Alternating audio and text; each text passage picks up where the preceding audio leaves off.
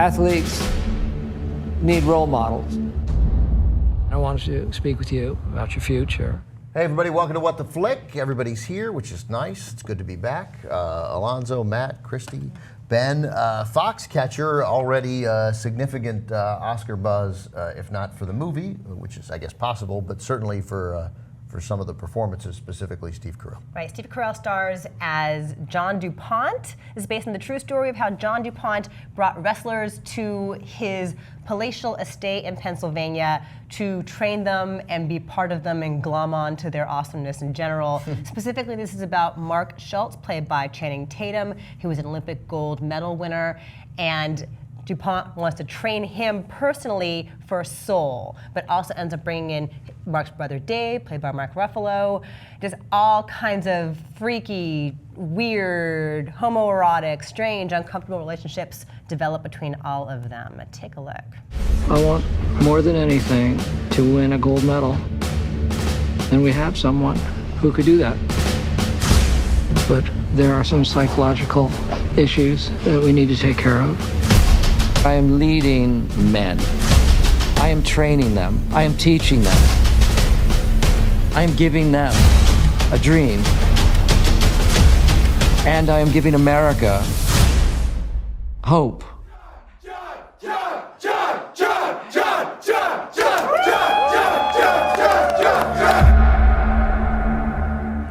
So director Bennett Miller starts out with a true crime story in Capote, and then does a sports movie in Moneyball, and now gives us a true crime sports movie.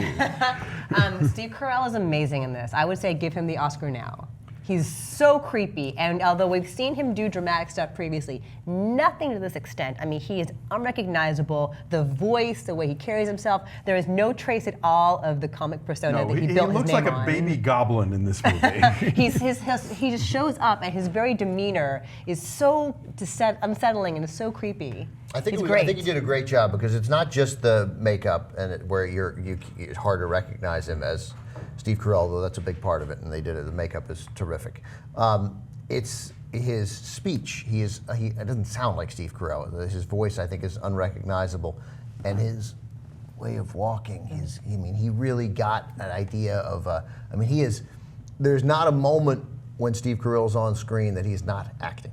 He sits and he's acting because his shoulders slump and he kind of shrinks into himself. His meekness and his constant effort to fight that meekness sort of, I think, permeate every scene. I'm less wild about his performance in this. Like, I actually thought of the 3 stars of this movie, he's the weakest one. Interesting. I was 30 minutes into this movie before I realized who Mark Ruffalo was playing. Like, I found him to be unrecognizable in this. And I think this might be the best work that we've seen Channing Tatum do. Channing Tatum, I thought, has this really transformative performance. They both, without having the mask, they both carry themselves like wrestlers. Like, you want to talk about people they walk like big wrestling guys. And I found, the way that Tatum plays Schultz as a guy who can't express himself and can't handle his feelings and is this, kind of inwardly facing person. I found that to be riveting. I felt like Carell's performance sometimes took me out of the movie, honestly. Like, I felt like it was, it felt too actory. It didn't feel natural to me. I got used to it. I got used to the nose. I got used to his whole presence.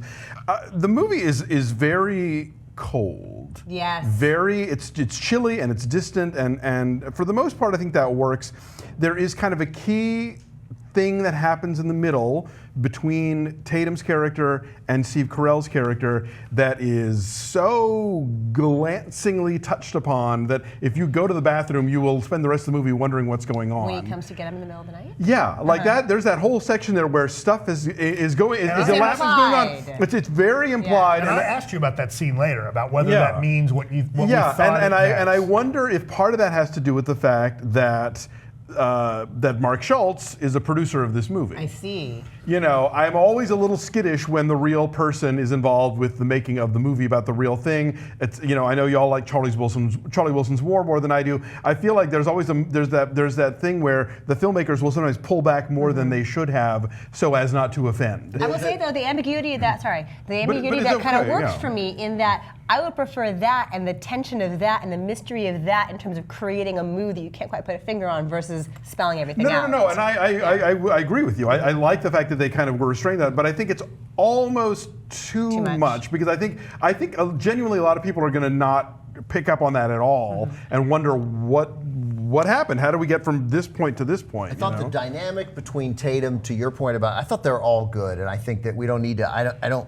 I'm about to say that I liked Tatum the least, but I want to preface it by the jury's in on Channing Tatum. He's funny. He can be dramatic. He's a good actor. Yeah, right? It's in. So, and everybody was good here. I thought Ruffalo was outstanding, and so I thought the way Miller portrayed the relationship between these brothers, the complicated relationship, they clearly love each other, but Mark Schultz is always Dave Schultz's brother. He won a gold medal, and he's still always Dave Schultz's brother, Ruffalo's brother.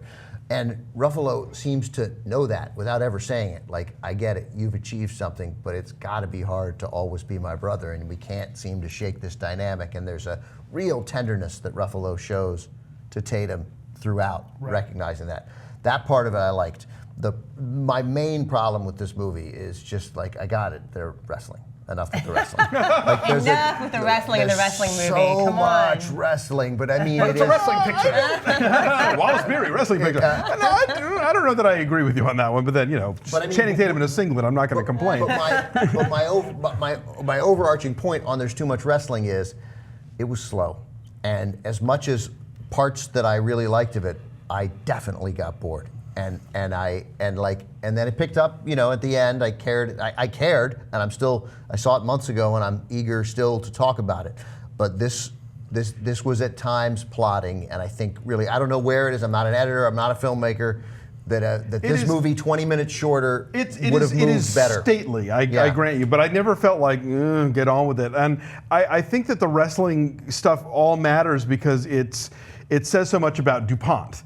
Like, why is du Pont wanting in on this world so much? And it all ties back to, the mother, played by Vanessa Redgrave, whose disapproval can be seen from space. Like, who is so awful to du Pont the younger that you can. Sport is low. Exactly, yeah. Whereas she's the equestrian. And I think actually that really you can say that, horseback riding is for certain young women what wrestling is for certain young men, in puberty. Let's just say. What's interesting there is that yes, she's disapproving. She doesn't want him to do anything. She just wants him to be a du Pont and have their money, but do the things that she approves of. Right. It's not like we want him to go start his own company and show a vision or become a doctor or a lawyer. God, no, that's probably low too. Go to medical school, But it all boils down to the fact that people who are rich think that entitles them to be experts or do good at things. This guy's like, I'm an ornithologist. I've written a book about birds. Like, well, you wrote a book about birds because you probably paid to have that book published. I'm sure an actual ornithologist would be like, yeah, you know some things, whatever.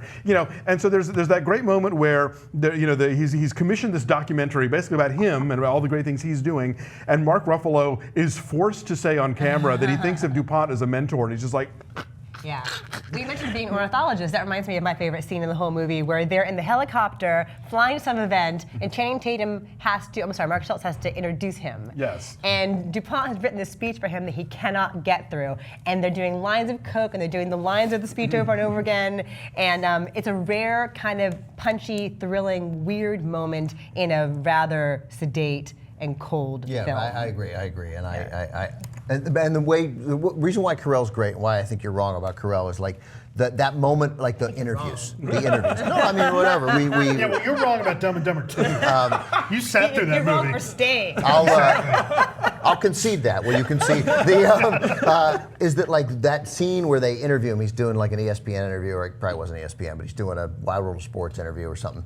And that was so good. The way a guy not knowing how to handle a TV interview, but thinking that he knows how to handle a TV interview, making it a John du Pont production, I thought was really good. I just think it moved too slowly, and that's what would keep me from giving it an outstanding score. We're actually all very, very close to each other on this. What's your number then? I gave it a 7.2. It's certainly worth seeing, and I think Carell, what will be interesting is because he's really the star of the movie, but they have the ability to support his candidacy for an Oscar and Best Supporting Actor, where I imagine the odds of winning will be better. Fuck the Oscars, I don't care. Yeah. That's your blurb. 7 for me. 7.5. I forgot what I said. You also said 7. I Yeah, said? you did. 7. Yeah, I checked 7, mine. totally. So yeah, it's So solid. we're at 7.2 on Foxcatcher.